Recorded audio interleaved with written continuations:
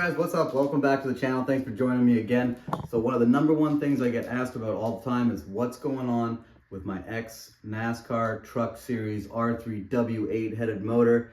And I'm happy to say I've got some more parts, I got a plan, I got some more info. So that's what we're going to be doing today. I'm going to be showing you guys the new stuff I got and explaining more about these very unique engines. If you have not seen the first video that I did on the R3W8 motor, do go back and watch that, because that's where you're going to find all the information about the R3 block and the W8 heads, talking comparisons between that and a stock small block Mopar, LA or Magnum. The R3 block is much different, and the W8 heads are drastically different than any sort of stock configuration. So I won't touch too much on that, but you will see a lot more of that in this video. But we're just going to be talking about the new parts I got. So let's dive into that right now. And I'll toss a link in the description and the comment section on that first video, just so you can find it a little bit easier. Okay, there she is, out from underneath the bench, looking like a much more complete motor than the last time you saw it. So obviously, I've picked up valve covers, valley plate. I've actually picked up complete rocker assembly, and then I purchased a new motor plate for it. We're going to talk about all the little bits and pieces. I did think to mention too, a guy named Stapleton42 just put out a video on small block Mopars in NASCAR, from Truck Series to like Cup Series, which is really interesting. They didn't talk too much about this series, which was like the 90s Truck Series stuff. They kind of glossed over it a little bit and then jumped right to the Cup Series P5 engines, which are really cool as well. But if you want some more in-depth info, do check out his video. Stapleton42 is the guy's name. He does all kinds of NASCAR stuff. Really cool channel if you want to like dive into more of this. I think he personally owns a P5 motor as well, which is the generation after this, which shares like nothing with small block Mopar. Really cool stuff though. And then it even goes to like the next generation after that, which I don't even know if they finished running. Anyway, rambling now. Let's talk about this motor. Okay, so I'll go ahead and I'll pop that intake off. We could take a look at the valley plate itself. We'll kind of start working our way down. Then we'll pop valve covers and show you guys that Jesel Valvetrain in a second. But let's get that intake off, and then we'll take a look at that valley plate. Here's that Mopar intake again. Absolutely love that piece. Oh, it's so cool. And I showed you more of this compared to like a stock style or like a air gap or a Victor intake on a regular LA engine. Drastically different. Okay, so here is that valley plate. I guess we'll talk a little bit about dry sump as well, because this is a dry sump motor. You can see there's actually a pickup here to suck oil out of the valley. And if you did see the last video, you're going to know that this is actually your oil in. This is how they fixed the problem of small block Mopar with the #1s getting starved, is they just dump all oil directly into the front. That would come from your pump will be down here, suction from your pan. It's going to be on the other side because they turn left all the time. So it picks up over there and picks up right there, and then goes into your tank, and then into your tank, back into there, right down and in. And this guy here, you can see it has extra oil lines out here, which conveniently look like they line up with these valve covers, because these valve covers actually have oil sprayers inside. We'll see those in a minute. Let's get back on track and look at this valley plate. So oil suction out there, clearance area for oil in, and then it just simply bolts down. Pop this guy off, and the underside, it's a nice CNC piece. There's our pickup there, which goes into our completely sealed off lifter valley. That's very unique to this motor. It's unique to R blocks, because even our regular R blocks down the center area, let me put that down for a sec, down the center will have holes for drainage back in. But these guys want nothing dripping down onto the cam or crank to stop any sort of wettage. So it is completely sealed in there.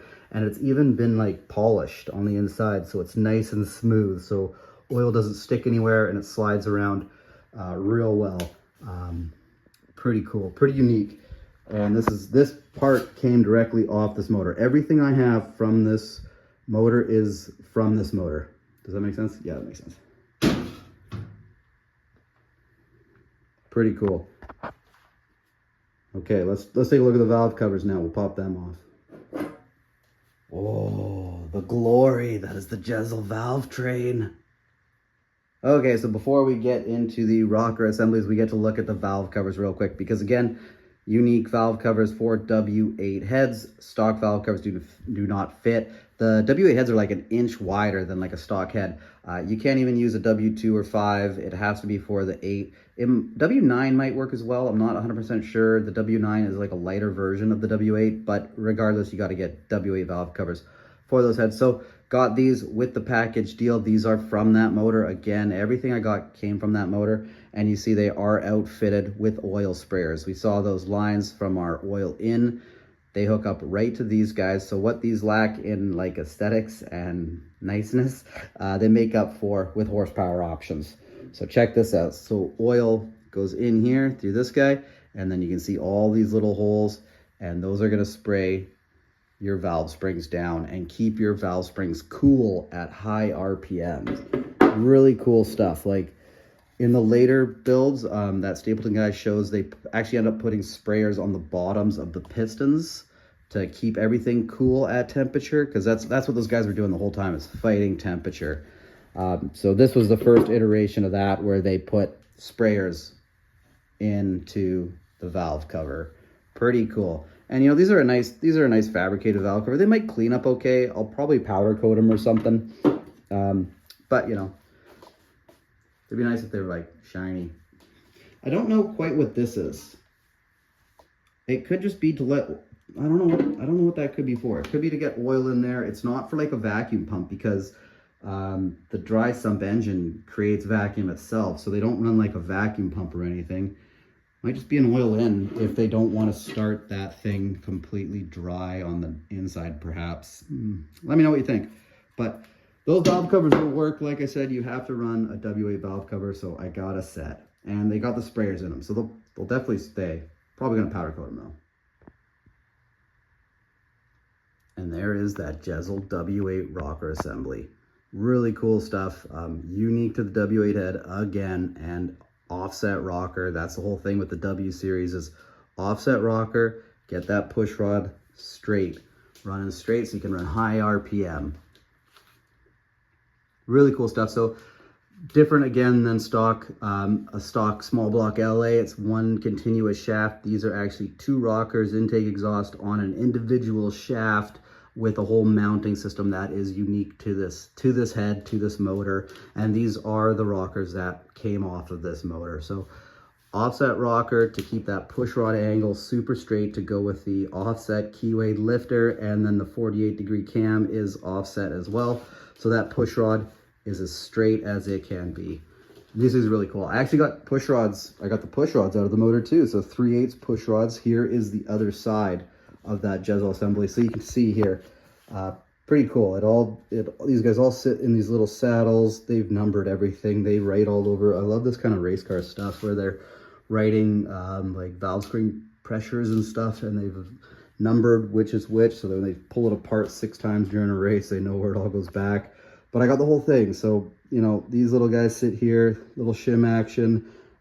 This is pretty cool. I like this kind of stuff too, where ARP and Jesel get together and make, there you are, ARP Jesel bolts, unique to this motor. And I got the whole assembly with push rods. You know what we should do? Let's throw a push rod in here, and then you can actually take a look at how straight it goes. Because if you ever had your small block LA motor open, or your Magnum, you're gonna know that push rod is off on some funky angles. These things are like super straight. Let's drop one in. So I went to the other side and I actually just started assembling it a little bit. So I put the rocker stand all in with those Jesel ARP fasteners. And then something pretty neat too, some of them had sealant on it because they actually go inside the port, because these ports are so huge that those stand bolts there, you can see it there, goes into the port. So from here, now you could drop all your push rods in, and then you can drop your rockers on. Here's that rocker assembly for number 7. Sitting on their own shaft, and they are labeled as a 1/6 rocker. And so we figure that cam has about 700 lift. Okay, there's a couple rockers on with push rods in. And I just kind of dummied them in there real loose. I had to find 2 that were down. I'm not going to roll anything around. Like I said, everything's got to get rebuilt still. It all does move around. I've accidentally rolled it a little bit before, just messing around with it. But look at how straight that push rod is. Look at that. they're straight up and down, and that's that keywayed offset lifter into that. That one's straight, but there you see the offset rocker over there. And they kick this one over just a little bit so they get the massive port, but still look at how straight those are. So they've got these things super straight. We know deflection in the push rod loses horsepower, loses RPM. This thing is set up for high RPM.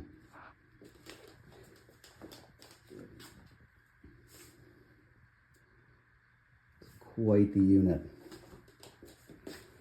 I just love this kind of stuff. So I went ahead and bolted the rest of the rocker assembly on, just kind of gets it off my bench over there. I need to clean up around here a little bit. But I thought I'd show you this real quick. This is really cool. So the rocker stands themselves, 3 bolts per shaft assembly. 2 go straight and then 1 goes in on an angle. That's obviously just like a strength thing. It's like the same idea as like splayed main caps. Like if 3 were in line, the whole thing could pull out easier. But if you put 1 on an angle, it's harder for it to break loose. So just some design engineering stuff that's pretty cool. And one more piece of the puzzle that I picked up, I did pick up a motor plate for it. No motor mounts on that R3 block, and this motor plate goes back to the race team. That's the same one they use on all their cars, so that's going back. And so I picked this guy up off of Mancini Racing. It's just for a regular small block, but it actually does still fit this guy. The bolt pattern for the water pump where it bolts is the same. And this is actually set up for an A body, so this will be perfect for my car. Couple little differences on it though, and I'm gonna have to do some modification to make it fit on this guy. Let's actually pull that plate off. I'll pull the pump off and that plate. I'll let you guys look at the timing cover, which is specific to this motor, and then I'll show you kind of what to do with this on there. And I did talk to another guy who runs R3W8 motor on one of those plates, so I know it's going to work out, but I just got to do a little bit of modification to it. Let's pull that pump and plate off. As we're getting into it, I'll show you guys the pump too. That's the Mopar performance pump that everybody's after, with the additional water passageways to feed the R3 block into the sides for improved cooling. So pretty neat piece. Okay, so there's behind the water pump, and then you can see right away that the 2 plates are slightly different in that it's completely sealed off behind the pump here. This one's got a big hole, and in fact on the Mancini site, that hole isn't there. I called them after I got it, and they said that's just the new design. So I'll probably plug that and make it like this one where it's totally flat against the back. And I'm also going to have to add a cutout for the mechanical fuel pump, which these motors all ran. They all ran a Carter 120 gallon per hour pump. And so it does have provisions for a mechanical pump as well. Well, let's pull that plate off, and then I'll show you guys the timing cover as well. Okay, so there's the inside of the or the front of the timing cover, I guess I should say. So different for this motor, again, because it's a low deck R3 block. It has additional fasteners here that go into the block that hold it. Normally on a stock motor or whatever, a stock LA, this water pump goes into the block as well to hold the whole cover back, but it's actually like a blind hole now, so this guy holds it on. So that's the one big difference. And these were built by a couple different companies, and it's something I know is really interesting too. So it's like you get down here, and where the nameplate is, they've taken the time to machine the name out of the timing cover. So I don't quite know what's going on with that there. Maybe they weren't playing with NASCAR or something, but they took the time to take the name off of that plate. Maybe they didn't want people knowing what they were running, but yeah, you can see that there. And oh, interesting too, this plate, now I don't know if they've machined or it came like this, but it is 3/8 of an inch shorter than a stock one as well, which is the thickness of the timing covers, is 3/8 of an inch. So they've done that to make everything still line up and it to be like a stock type distance from the front. So that's pretty neat as well. And it's totally flat. It's completely flat here. So they just use sealant on it. Normally that'd have a dish in it. It's gone, so maybe they machine it right out where it gets down to the flat, and that's 3/8 of an inch. Not totally sure, but that's probably why I'll plug that hole so it remains flat against there. So cool piece, pretty neat. They're hard to find too, so lucky again. Okay, there she is, all back together now, and I got one last thing to show you. Because that is a dry intake like we talked about earlier, the water comes out of the heads there, and at the back. So you got to come up with some sort of water manifold. I just went ahead and made this guy up. I just kind of wanted to do it as a little fun project. So dash 20 out, 2-8s and 2-10s, matching up with what the race team was running. And my plate's lower than that, so this guy would probably sit down in there. But it was kind of just like a fun little project. I don't know if I'll end up using this or not. I should add a temperature provision thread as well. But just kind of a fun little project. Let me show off some of my welding skill a little bit. It was pretty cool to do. It was pretty neat. And if I do need it, it is sitting there. But, you know, once I get the whole thing together, I'll have a better idea of what I actually want to do. I might make more of a traditional style straight up one on the front. And then just feed it in down through the valley area. I don't know. When I get there, I get there. But she's looking good. So plans for this thing, you know, it's got to get a rebuild. Strip it down. I'm going to change out like all the blue. I'm going to do it more of my style, which, you know, shiny and a bit of black on it. It'll look pretty good when it's done. I got a good vision for the thing, and I'm still missing a couple things. So to complete the project, I'm pretty much missing the whole oiling system. The pan that it's sitting on is like a really nice pan, but the race team wants that back. So I need a pan, I need a pump, I need a tank, and then all the extra other stuff that goes along with that whole dry sump system. So a couple more things to get. Oh, and the big thing I got to do is you got to figure out headers. You cannot buy headers for these things. Actually, I think you can get like one style for like a late model style, but obviously not going to fit in the Dart. So my rough plan right now is to get a set of W2 race headers and then cut the flange off, because you can buy flanges, and then weld a new flange onto it. That's kind of the rough idea. And I'm not sure about the whole build on the thing. I do know I'm going to bore it out quite a bit, get it to around 380 cubes using the 345 crank that's in it. So I can go to like a 1 or a 4-185 bore, a 345 crank, I get 380 cubes, and then possibly prep it for a little bit of boost. But that's down the road. Okay, so that's going to close it up for this video. That brings you guys up to speed with this motor. And this is a bit of a passion project for me. I'm not rushing to get this thing off to the machine shop. Still picking away at finding some pieces, but you guys ask me all the time what's going on with the motor. So now you know, brings you up to speed. Thanks for watching. See you guys soon.